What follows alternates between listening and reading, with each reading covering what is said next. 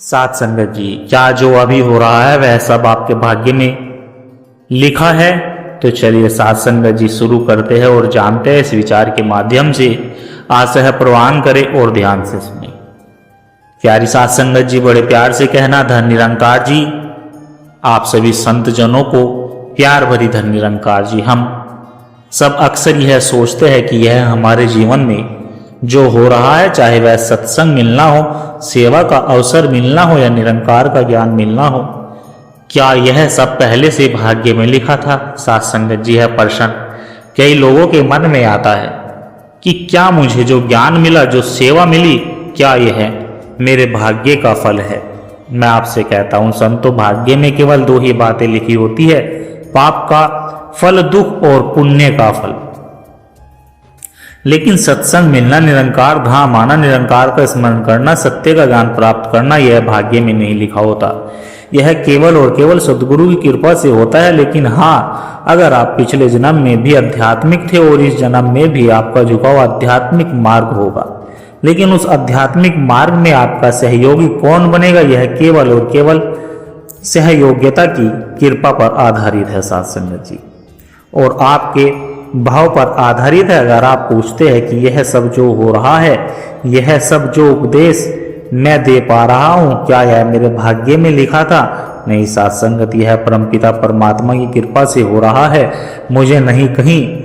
मुझे ना कहीं व्याकरण का ज्ञान है, ना ही मैंने कोई विशेष शिक्षा ली है। यह तो केवल वही निरंकार मुझसे बुलवा रहे हैं।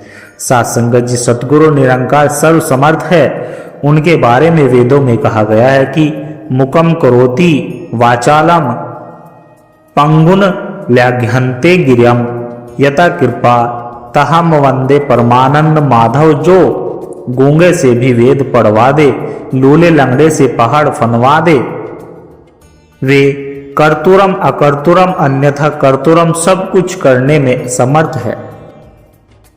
उनकी नजर जिस पर पड़ जाए उस अयोग को भी योग्य बना दे। जो किसी योग्य नहीं है उसे संसार पूजनीय बना सकते हैं।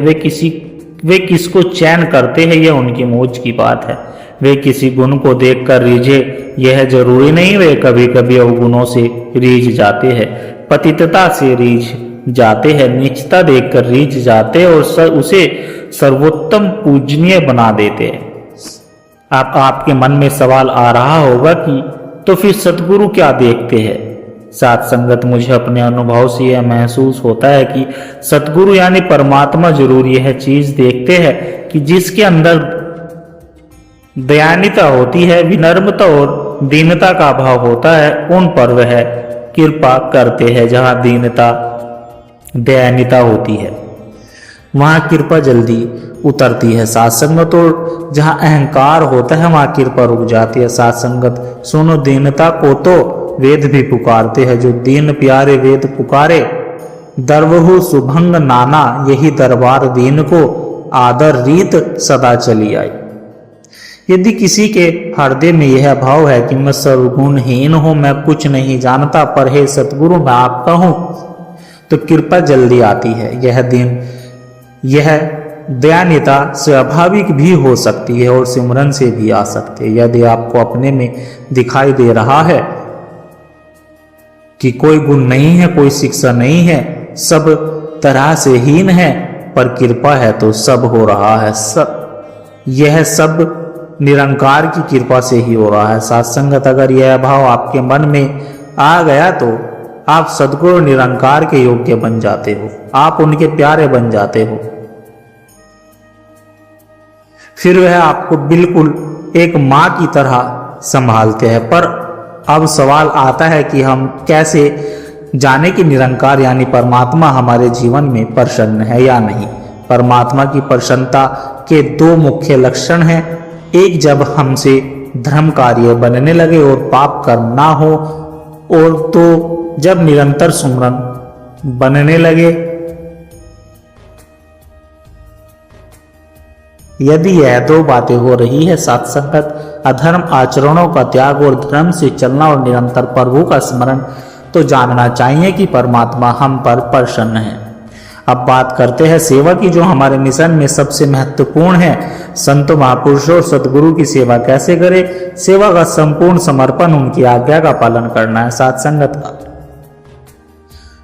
आज्ञा समसु सासु साहिब सेवा, यह नहीं कि उनको बहुत स्वादिष्ट भोजन करा दिया जाए, यह सेवा का केवल एक अंग है। यदि कोई भूखा है, वस्त्रहीन है, तो भोजन वस्त्र देना सेवा का अंग है, लेकिन उनकी आज्ञा का पालन करना ही सबसे बड़ी सेवा है। साथ संगत, और इस सेवा का फल क्या होता है? संत सेवा का फल है। सेवा का फल साथ संगत, बाबा जी भी यही कहते थे कि सेवा का फल ही सेवा है। और जब सेवा करते करते मैं का अहंकार पूरी तरह खत्म हो जाता है, तब आप ब्रह्म में, इस निरंकार में स्थित हो जाते हो। यही है सेवा का फल, और मृत्यु के बाद अंत में साथ संगत इस निरंकार में विलीन हो जाते हो। लेकिन इसकी शर्त यही है कि आपका अहंकार पूरी तरह मिट जाना चाहिए। जब मैं था तब हरि नहीं, अब हरि है, अब मैं नहीं। यह अवस्था आपके जीवन में उतर जानी चाहिए। जैसे महापुरुषों ने कहा है कि संत संगति संतति कर अंतता, बड़े भाग पाए सत्संगा बिनु ही प्यास होए भवभंगा। यदि हम सद्गुरु की आज्ञा को सेवा मान के लग गए तो संसार से मुक्ति और निरंकार की प्राप्ति निश्चित है। साथ संगत जी, साथ संगत एक और बात सोचने जैसी है कि हम सब संसार में कर्म करते हैं, जब असफलता आती है तो हमारी हिम्मत क्यों टूट जाती है? हिम्मत इसलिए टूटती है क्योंकि ज्ञान नहीं है। साथ संगत यह जान लो कि सफलता और असफलता दोनों नाशवान है। आपका पद अविनाशी नहीं है, आपका धन अविनाशी नहीं है, आपकी कीर्ति अविनाशी नहीं है, सब मिट्टी में मिल जाती है। साथ संगत हमें यह ज्ञान हो जाए तो हम सफलता और असफलता में, दुख और सुख में, संपत्ति और विपत्ति में सम रह सकते हैं। साथ संगत असफलता तब होती है जब या तो हमारे पूर्व पाप प्रबल हो या हम कार्य में प्रवीणता नहीं लाते। हमें एक बार असफल होकर दोबारा असफल ना होने की प्रवीणता लानी चाहिए। और यह प्रवीणता कहाँ से मिलेगी? यह निरंकार के सिमरन से, सदगुरु की शरण में आने से, उनकी कृपा से प्राप्त होगी। साथ संगत जी, ज्ञान का विकास न होने के कारण नकारात्मक सोच को इतना आदर दे दिया जाता है कि लोग डिप्रेशन में चले जाते हैं। पर साथ संगत ऐसा नहीं होना चाहिए। हमें क्या करना है? सिमरन करो और सकारात्मक सोच को बढ़ाओ। जो हिम्मत रखते हैं, धैर्यवान हैं, धर्म से चलते हैं, एक दिन सफलता उनके चरण चूमती है।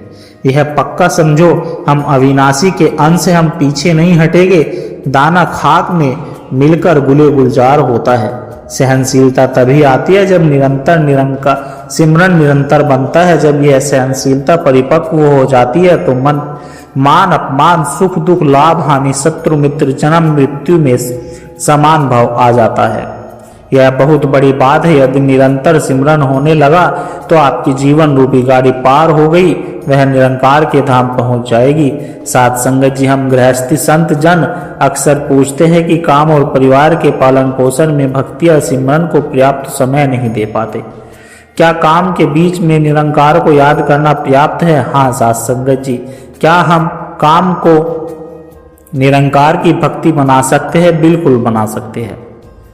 आप अंदर ही अंदर सिमरन, तू ही निरंकार, तू ही निरंकार, तू ही निरंकार रटते हुए सब कुछ काम करो और हर कार्य पूरा होने के बाद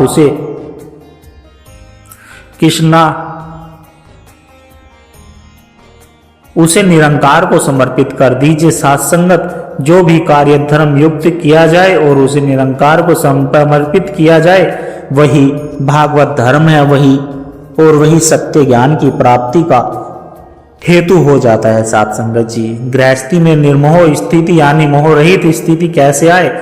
निर्मोह स्थिति सिमरन से आती है। साथ संगत, जब हम निरंकार को भूलकर केवल शरीर को देखते हैं, मेरा पति मेरा पुत्र, तो मोह होता है। लेकिन जब हम सब में भागवत भाव देखते हैं, जब हम यह देखते हैं कि हमारे पति में, पुत्र में, पत्नी में भी निरंकार ही है, तो मोह नहीं बल्कि प्रेम होता है।